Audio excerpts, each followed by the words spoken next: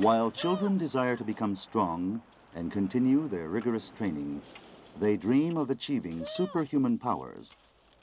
Their purity of mind and intention permit them to accurately learn the various techniques. As long as there are successors as these, the art of Budo will be handed down through the ages.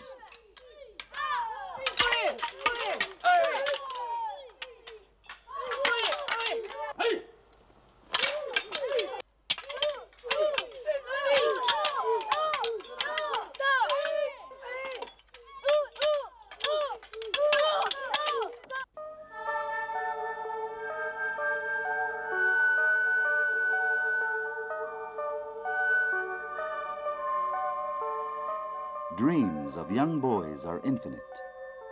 The new dawn rises on yet another tomorrow.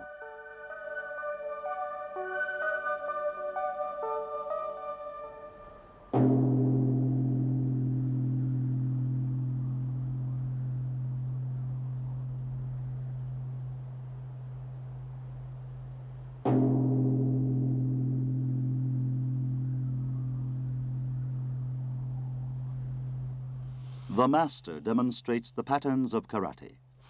Every muscle, every fiber of his body acts in perfect unison with his mind.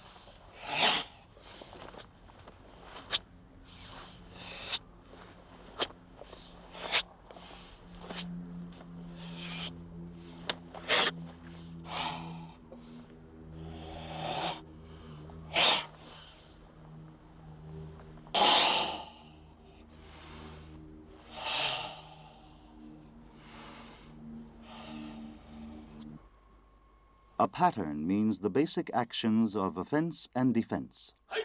Actual fights are applications of such basic actions.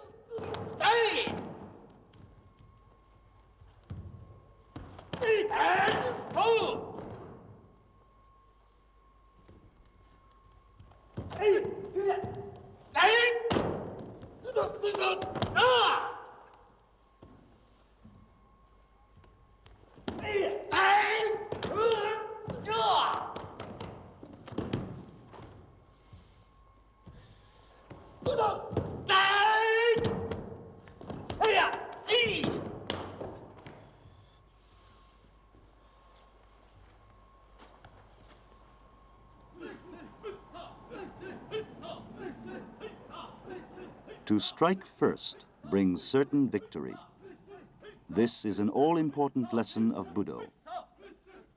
With its principle being the destruction of an opponent with one blow, karate is no exception from this rule. It is therefore that the training must be extremely severe.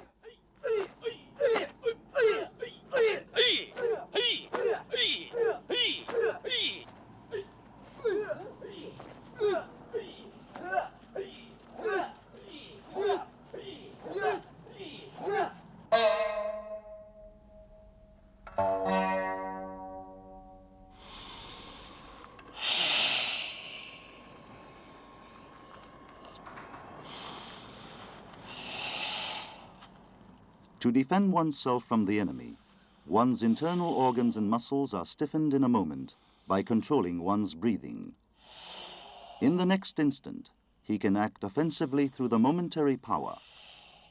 The secret lies in the fact that one's entire body becomes a weapon.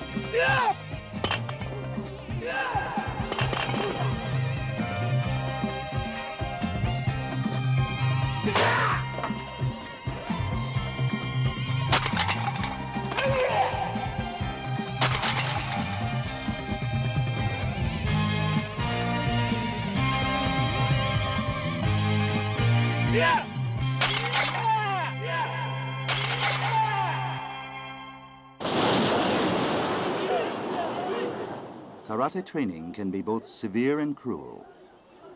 Yet a sword can take away a life with one swing. In order to be victorious over the sword, karate trainees must plunge themselves into the cruel practices which at times seem thoughtless and reckless. Only in this way can they truly learn for themselves.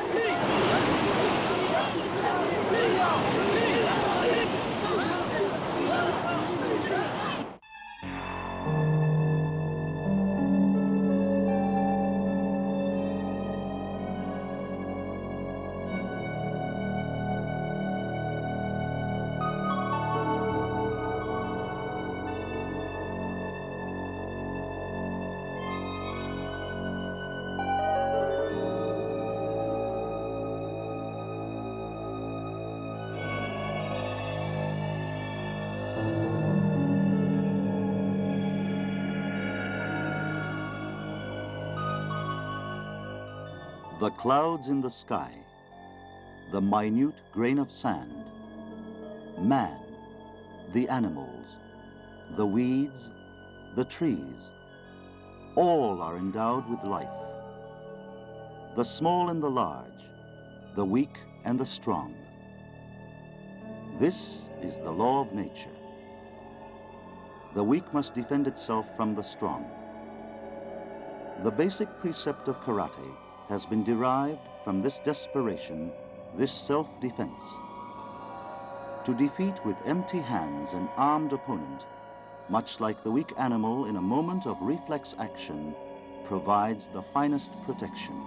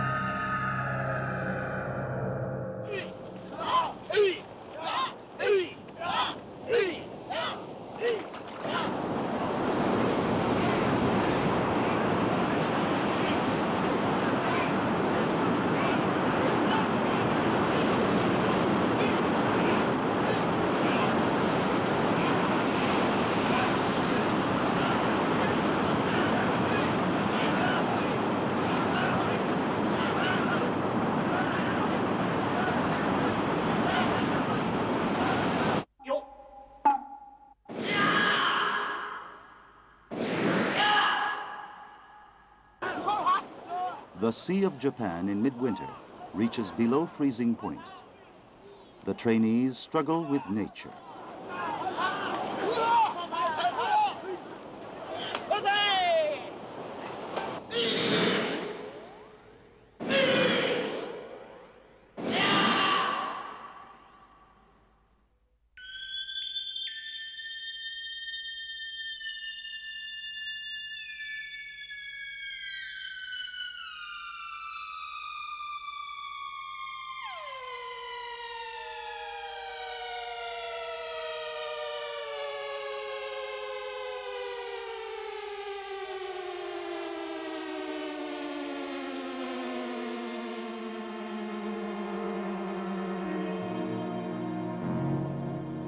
This pattern in karate is called the white crane, devised from the delicate movements of the great winged creature.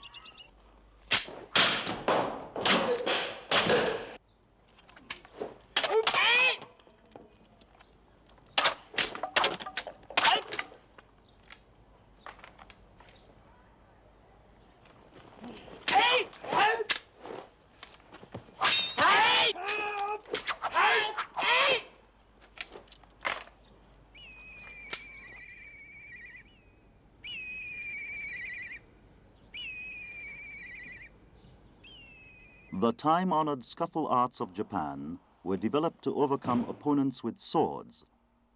The natural enemy, therefore, was the sword and the samurai who used these swords. Although the Japanese sword is synonymous with the soul of the samurai, it became a source of great fear, one that changed both human character and social situation.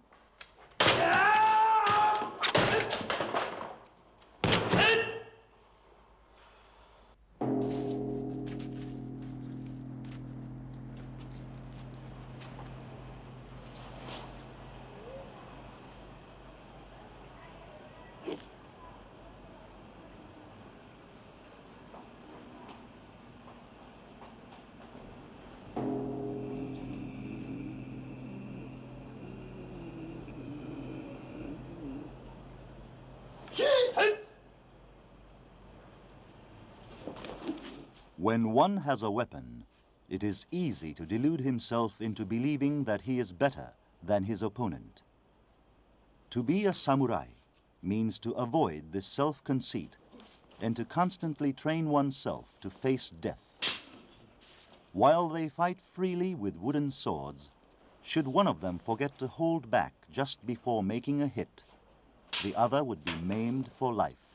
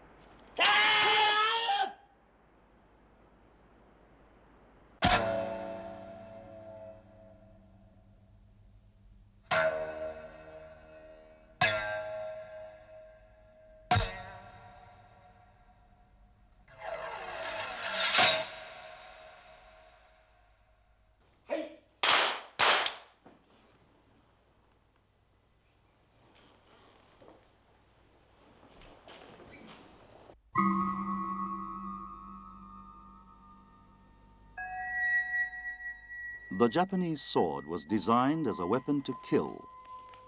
Yet the Japanese sword was at the same time a work of art. And so it was that the user could become either a good man or villain of his own choosing. The training teaches one how to live and how to die.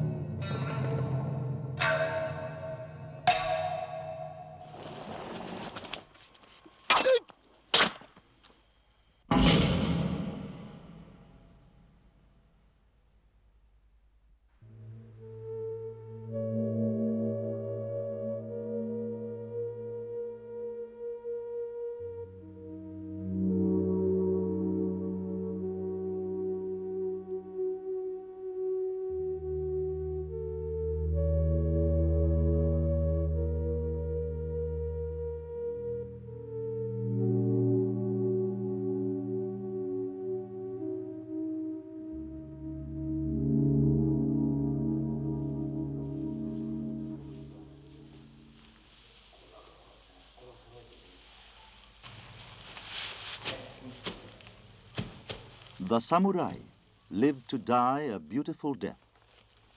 In this life philosophy of the samurai lies the typical mind of the Japanese man.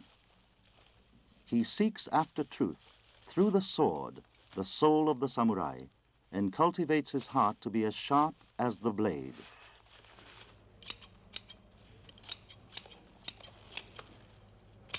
These are the stalks of the rice plant, the staple food of the Japanese. They are